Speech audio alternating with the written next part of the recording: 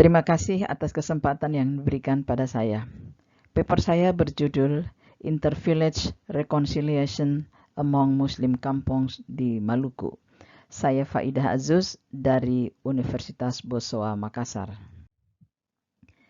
Ada dua hal yang melatar belakangi kajian ini. Pertama, bahwa konflik antar komunitas beda agama yang berlangsung pada tahun 1999 sampai 2004 berlangsung selama 5 tahun. Ketika itu, buhul toleransi retak, kearifan lokal koyak, dan keraguan akan institusi agama menyeruak.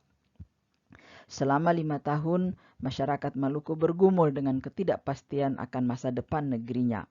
Ada ratusan paper dan kajian telah dilahirkan, dan pada akhirnya masyarakat Maluku dan semua pihak yang menginginkan perdamaian dapat menundukkan konflik tersebut. Hal berikut adalah konflik seagama. Ketika tahun 1999 sampai 2004, yang berhadapan adalah dua agama besar, sama-sama agama Ibrahim, yaitu Islam dan Kristen. Tetapi apa yang terjadi dengan negeri-negeri adat yang menganut agama yang sama? Sesungguhnya mereka telah berkonflik lebih dari 50 tahun. Negeri-negeri adat itu adalah negeri Hitu dan Wakal, negeri Lima dan Seit, negeri Lima dan Ureng, Mamala dan Morela, Haria dan Porto. Apakah konflik seagama itu hanya terjadi pada negeri Islam? Tentu saja tidak. Haria dan Porto mewakili beberapa negeri yang selalu berkonflik selama 50 tahun atau lebih itu. Oleh sebab itu, paper ini ditulis dengan tujuan bagaimana pasang surut konflik seagama itu berlangsung, kemudian bagaimana masyarakat itu bergumul dan mereka akhirnya dapat mengatasi konflik tersebut. Bapak Ibu yang saya hormati, kajian ini dilakukan di negeri Mamala dan Morela. Kemudian secara administrasi pemerintahan mereka berada di bawah pemerintahan Kabupaten Maluku Tengah, Provinsi Maluku. Tetapi secara geografis, dua negeri ini berada di Pulau Ambon. Ini kota Ambon, tempat konflik antar agama berlangsung dengan sengit. Bapak Ibu yang saya hormati, negeri Mamala dan Morela kita lihat dari aspek sosio dan budaya. Ini adalah rumah raja negeri Mamala yang bermarga Malawat.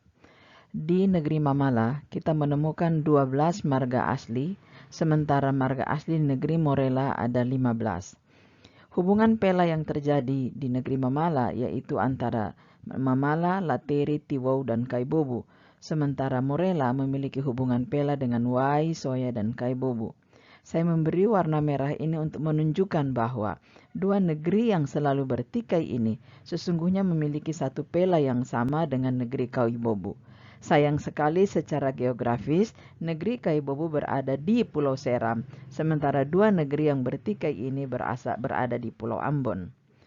Pada tradisi naik haji ada dua hal yang sama, yaitu pada Matawana Zarah dan tradisi naik haji. Matawana Zarah sama di Mamala dan Morela, dan kemudian masyarakat Mamala dan Morela ketika berangkat haji, mereka menggunakan air besar di Mamala atau sungai besar di negeri Mamala sebagai titik awal perjalanan mereka keluar dari kampung. Aspek budaya lain yang perlu diketengahkan adalah atraksi pukul sapu. Atraksi ini hanya terdapat di negeri Mamala dan Morela. Kita tidak akan menemukan atraksi seperti ini di negeri manapun di seluruh Maluku. Atraksi ini dilakukan pada tanggal 7 Syawal setiap tahun sesudah Lebaran Idul Fitri, dan saya mengambil gambar ini pada tanggal 20 Mei. Kesamaan antara dua negeri ini adalah sama-sama dilakukan pada tanggal 7 Syawal, dan bentuk atraksinya adalah sama, saling memukul dengan menggunakan lidi atau batang dari pohon enau. Obat untuk mengobati luka terdapat perbedaan. Di Mamala, mereka mengobati luka akibat pukulan-pukulan seperti ini dengan minyak Mamala. Sementara di negeri Morera, mereka menggunakan getah jarak. Mana yang lebih efektif? Tidak ada yang bisa mengatakan itu. Tetapi luka yang ditimbulkan oleh atraksi ini, baik yang diobati dengan minyak Mamala maupun getah jarak, sangat baik. Tidak ada bekas luka yang terlihat pada mereka-mereka yang melakukan atraksi ini. Tetapi sejarah atraksi tersebut sangat berbeda. Di sejarah atraksi untuk negeri Mamala berasal dari sejarah Nyualang Matehu, sementara di Morella berasal dari perang Kapahaha, perang antara Telukabesi dengan Belanda. Bapak Ibu, mari kita lihat pasang surut konflik sebagai tujuan pertama dari paper ini. Sebelum tahun 1952, konflik yang terjadi itu sekadar perkalian bola dan pesta. Tetapi pada tahun 52 dan 72, konflik antara Mamala dan Morella mulai melibatkan atau pelibatan diri dari veteran TNI.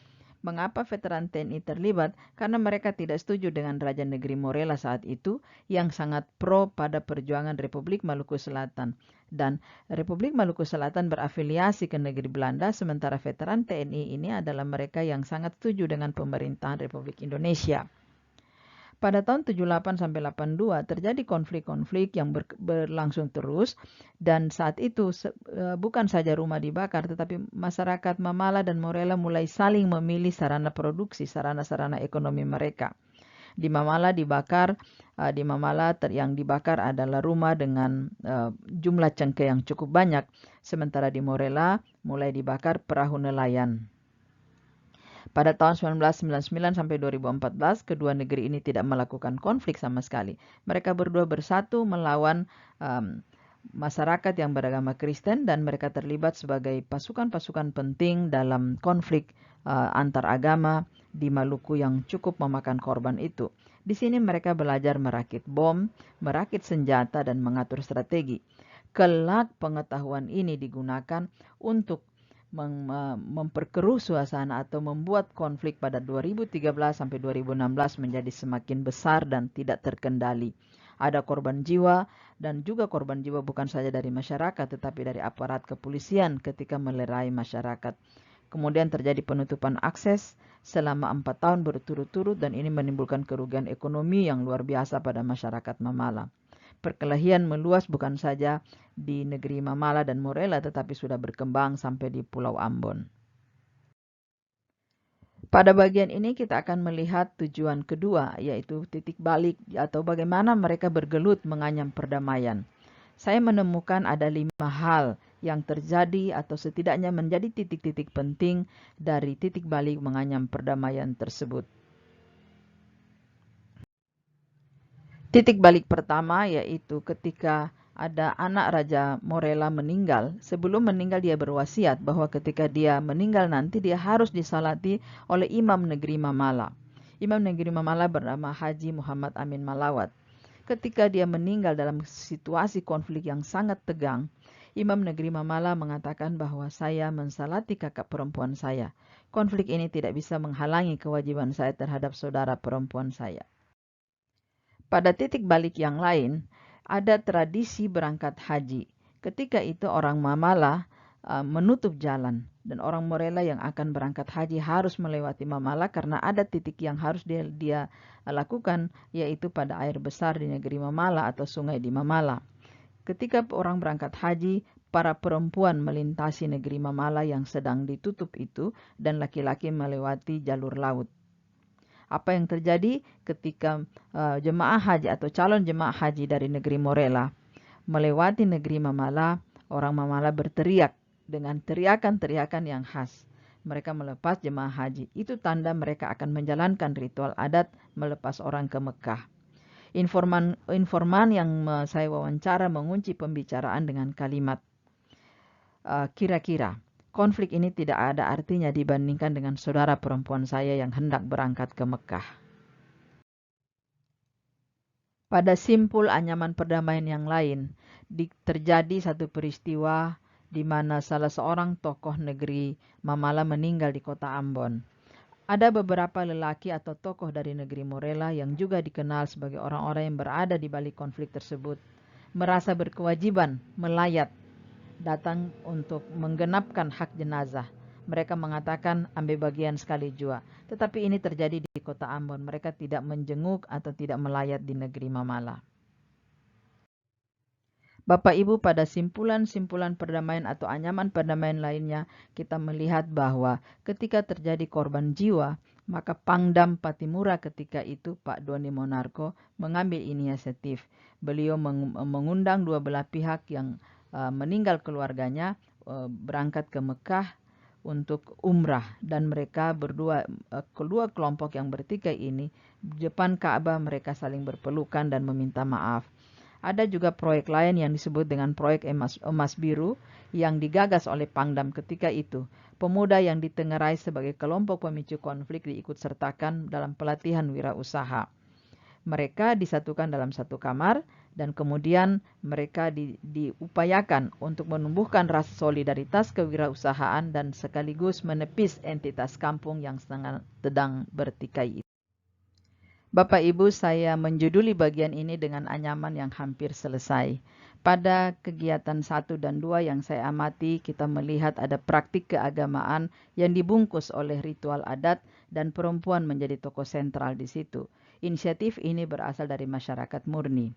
Pada kejadian ketiga, ada praktik keagamaan berupa melayat jenazah, itu ditutupi atau dibungkus oleh ikatan-ikatan kekeluargaan adat, dan laki-laki menjadi tokoh sentral di sini, dan ini adalah inisiatif masyarakat.